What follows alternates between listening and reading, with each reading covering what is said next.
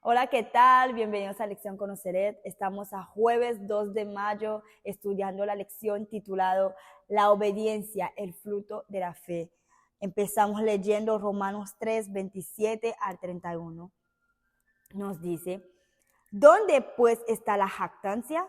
¿Queda incluida por cuál ley? ¿Por la de las obras? No, sino por la ley de la fe. Concluimos pues que el hombre es justificado por fe sin las obras de la ley. ¿Es Dios solamente Dios de los judíos? ¿No es también Dios de los gentiles? Ciertamente también de los gentiles. Porque Dios es uno y Él justificará por la fe a los de la circuncisión y por medio de la fe a los de la incircuncisión. Luego, por la fe invalidamos la ley. En ninguna manera, sino que confirmamos la ley. También vamos a Romanos 6, 15, verso 15 al 18 nos dice, ¿qué pues pecaremos porque no estamos bajo la ley, sino bajo la gracia? En ninguna manera. ¿No sabes que si os sometéis a alguien como esclavos para obedecerle, sois esclavos de aquel a quien obedecéis, sea del pecado para muerte o sea de la obediencia para la justicia? Pero gracias a Dios que aunque eras esclavos del pecado, habéis obedecido de corazón aquella forma de doctrina, la cual fuisteis entregados, y libertados del pecado, viniste a ser siervos de la justicia. 8, 1 y 2 nos dice, ahora pues ninguna condenación hay para los que están en Cristo, los que no andan conforme a la carne, sino conforme al Espíritu, por la ley del Espíritu de vida en Cristo Jesús me ha librado de la ley del pecado y de la muerte. Nos dice la pregunta, ¿qué nos enseñan estos versículos sobre la salvación solo por la justicia de Cristo? Un nuevo viento soplaba en la iglesia cristiana en los días de Lutero. A décadas de miles de personas se le enseñó a apartar la mirada de su yo pecaminoso y contemplar a Jesús. Indudablemente, estas personas, al mirarse a sí mismas y comprobar cómo eran, solo veían cosas que las desanimaban.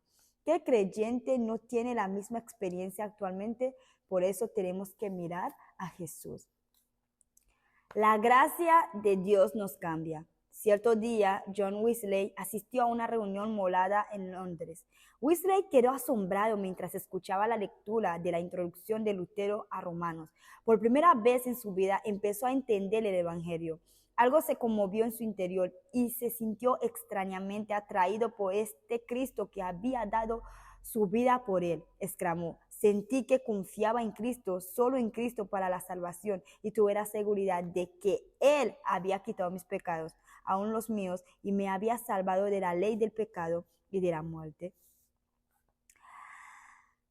Vamos a leer Primera de Pedro 2:2 nos dice, Primera de Pedro 2:2, desear como niños recién nacidos la leche espiritual, no adulterando para que por ella crezcáis para salvación. También segunda de Pedro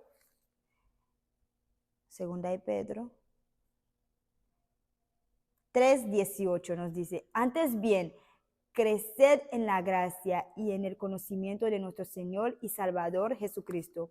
A Él sea la gloria, ahora y hasta el día de la eternidad. Amén.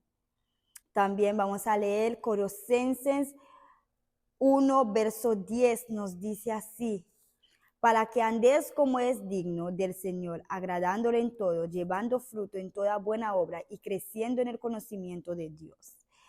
También vamos a Efesios 4, 18 al 24, nos dice,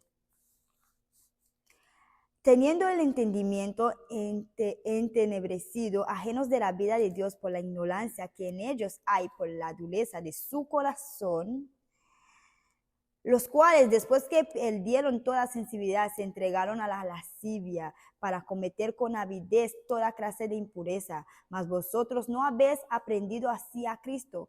Si en verdad le habéis oído y habéis sido por él enseñados conforme a la verdad que está en Jesús, en cuanto a la pasada manera de vivir, despojaos del viejo hombre que está viciado conforme a los deseos engañosos, y renovaos en el espíritu de vuestra mente, y vestíos del nuevo hombre creado según Dios, en la justicia y santidad de la verdad.